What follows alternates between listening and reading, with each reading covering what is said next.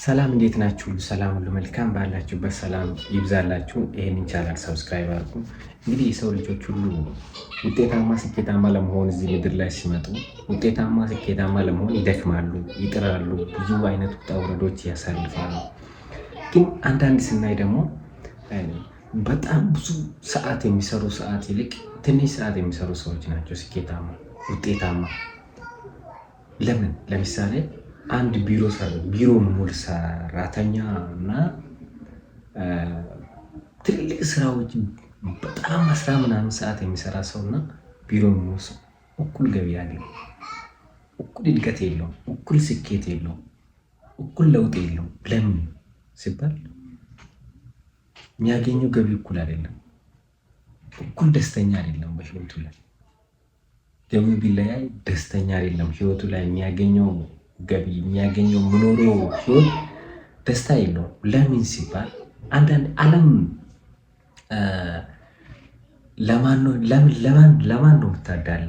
ማለት ሰው የዘራውን ያጭዳል ሲባል የቱን ስንዴው ዘርቶ ነው በቆሎ የሚያጭደው ወይስ ደግሞ ስንዴ ዘርቶ ነው ገብስ የሚያጭደው?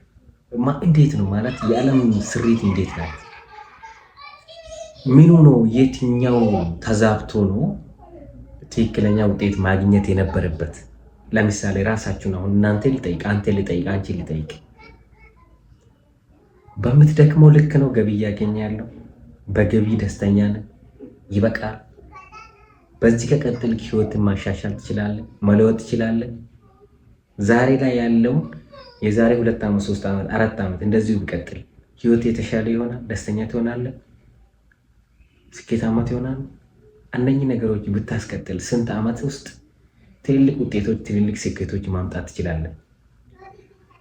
በዚህ ከቀጥልክ ደግሞ ምንም ለውጥ ከሌለ ለምን ትሰራለህ? እየሰራን እየደከምክ ነው። ብዙ ሰዓት ብዙ ነገር እያሰብክ ነው። ስኬታማ ሆናለሁ ብለህ እየጣርክ ነው። አንዳንዶቹ ደግሞ የሆነ ነገር ይነካኩና የሆነ ነገር ይነካኩና ያገናኙና ከዛ ስኬታቸው ጣራ። ለምን? አንድ ፈጣሪ አለ፣ እዚህ ምድር የፈጠረ አንድ ፈጣሪ አለ። አንድ ፈጣሪ ለዛ ሰው አዳልቶ ነው ወይስ ደግሞ አንተን በድሎ ለዛ ሰው አዳልቶ ነው ወይስ ለምንድን ነው ብለን ራሳችን ስንጠይቅ ምን አይነት መልስ ልናገኝ እንችላለን? ፓርት 2 ላይ እንገናኛለን። ሰብስክራይብ አድርጉ፣ ላይክ አድርጉ፣ ሼር አድርጉ።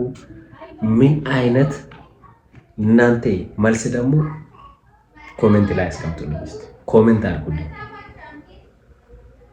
በጣም ኮሜንት አድርጉኝ። ውስጣችሁ የተሰማውን ኮሜንት አድርጉልኝ።